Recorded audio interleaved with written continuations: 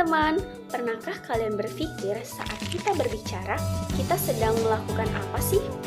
Lebih dari sekedar mengucapkan kata, ternyata kita sedang melakukan sebuah tindakan. Ini yang disebut dengan tindak tutur.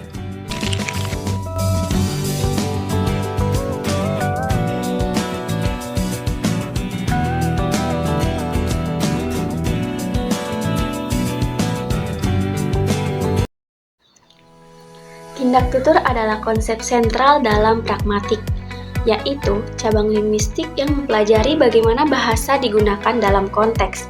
Secara sederhana, tindak tutur adalah apa yang kita lakukan dengan kata-kata kita. Setiap kali kita bicara atau menulis, kita tidak hanya menyampaikan suatu informasi, tapi juga melakukan suatu tindakan. Dalam setiap tuturan ada 3 tindakan yang saling berhubungan erat. Yang pertama ada ilokusi. Ilokusi adalah maksud atau tujuan di balik ucapan kita.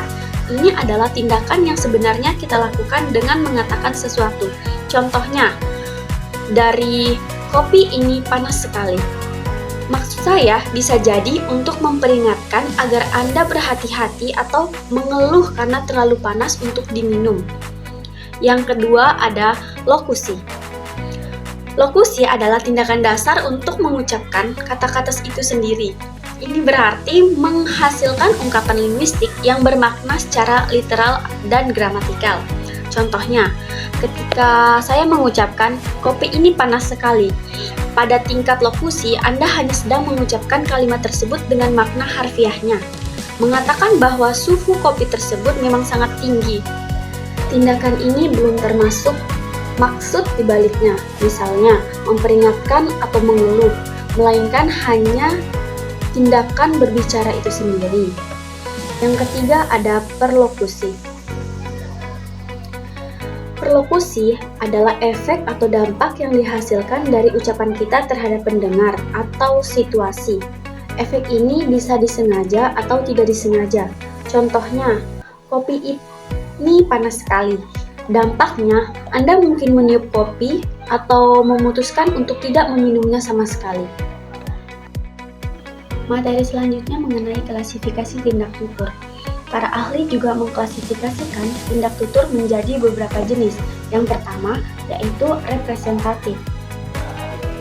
Representatif menyatakan apa yang diyakini penutur, apakah itu fakta atau bukan.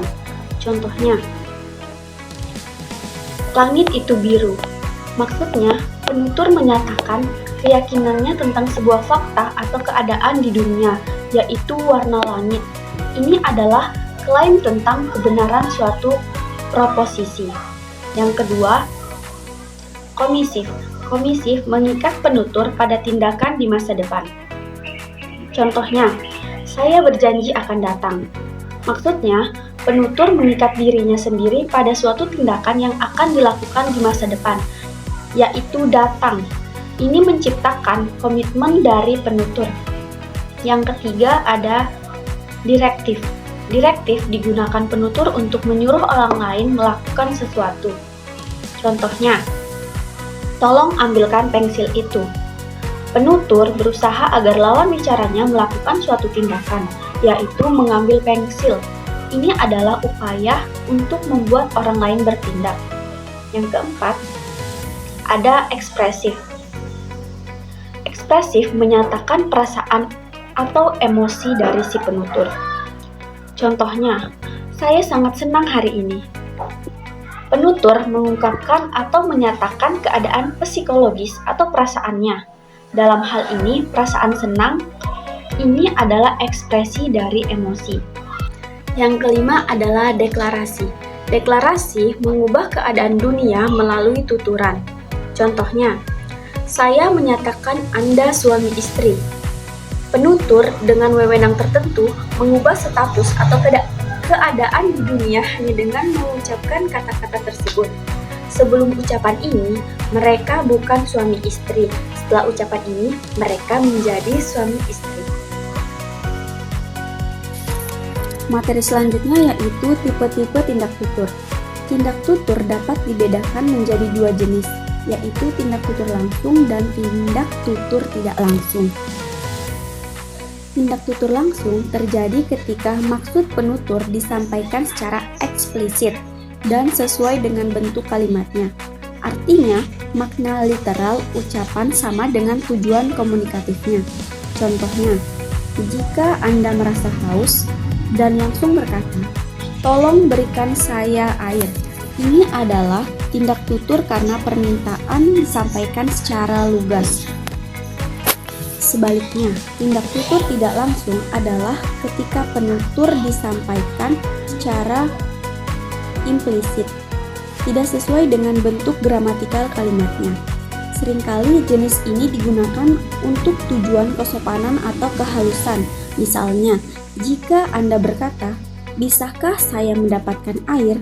Meskipun secara harfiah ini adalah pernyataan tentang kemampuan, maksud sebenarnya adalah sebuah permintaan. Materi selanjutnya yaitu fenomena bahasa tindak tutur direktif. Tindak tutur direktif adalah jenis tindak tutur yang digunakan oleh penutur untuk menyuruh orang lain melakukan sesuatu.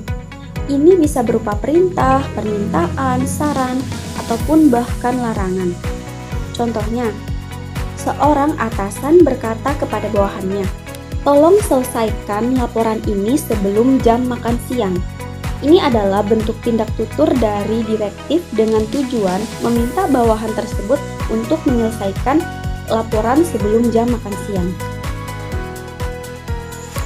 Masalah-masalah yang sering muncul saat kita berinteraksi melalui tindak tutur. Apa aja sih masalah yang sering muncul? Yang pertama itu kesalahpahaman, ilokusi, dan perlokusi. Ini terjadi ketika maksud sebenarnya dari penutur tidak dipahami dengan benar oleh pendengar, sehingga menghasilkan efek yang tidak diinginkan atau berbeda dari yang diharapkan penutur. Misalnya, seseorang bermaksud memberi saran, tetapi diterima sebagai perintah. Yang kedua, ada ketidakjelasan dalam tuturan lokusi. Masalah ini muncul ketika kata-kata yang diucapkan itu sendiri tidak jelas atau ambigu, sehingga menyulitkan pendengar untuk memahami makna literalnya, apalagi maksud dibaliknya. Yang ketiga, ada ketidaksesuaian jenis tindak tutur. Ini terjadi ketika bentuk atau jenis tindak tutur yang dipilih tidak cocok dengan situasi atau tujuan komunikasi. Misalnya, menggunakan perintah yang kasar dalam situasi yang seharusnya memerlukan permintaan yang sopan. Yang keempat yaitu ambiguitas pada tindak tutur tidak langsung. Masalah ini sering muncul karena tindak tutur tidak langsung mengandalkan konteks dan intervensi untuk memahami maksudnya. Jika konteksnya tidak jelas atau pendengar salah menginterpretasi isyarat tidak langsung, maka akan terjadi kesalahpahaman. Setiap masalah pasti memiliki solusi. Berikut adalah solusi untuk mengatasi masalah dalam tindak tutur. Yang pertama, memastikan kelayakan dan kejelasan tuturan. Di sini berarti bahwa apa yang kita ucapkan harus sesuai dengan konteks, relevan, dan mudah dipahami oleh pendengar. Hindari penggunaan kata-kata yang ambigu atau kalimat yang berbelit-belit agar pesan tersampaikan dengan lugas dan minim salah tafsir. Yang kedua, melaraskan niat ilokusi dan efek perlokusi. Penting bagi penutur untuk memastikan bahwa maksud atau tujuan sebenarnya dari ucapannya dapat diterima dan ditafsirkan dengan benar oleh pendengar, sehingga menghasilkan respon atau tindakan yang diharapkan. Ini membutuhkan kepekaan terhadap cara pesan yang akan diterima. Yang ketiga, memiliki klasifikasi tindak tutur yang tepat. Penutur harus cermat dalam memilih jenis tindak tutur yang sesuai dengan situasi. Misalnya, jika ingin memberikan informasi, gunakan tuturan yang representatif. Jika ingin meminta bantuan, gunakan direktif. Dan pilihan yang tepat akan membuat komunikasi lebih efektif dan tujuan tercapai. Yang keempat ada mempertimbangkan penggunaan tindak tutur langsung dan tidak langsung. Terkadang menyatakan maksud secara langsung lebih efektif, namun Dalam situasi lain, menggunakan tindak tutur tidak langsung mungkin lebih sopan atau halus, tergantung pada hubungan antara penutur dan pendengar serta konteks sosialnya. Sebagai kesimpulan, tindak tutur dan peristiwa tutur adalah jantung dari komunikasi kita. Memahami teori di balik lokusi, ilokusi, dan urlokusi, serta bagaimana klasifikasi dan tipe tindak tutur membantu kita menganalisis bagaimana bahasa digunakan secara efektif.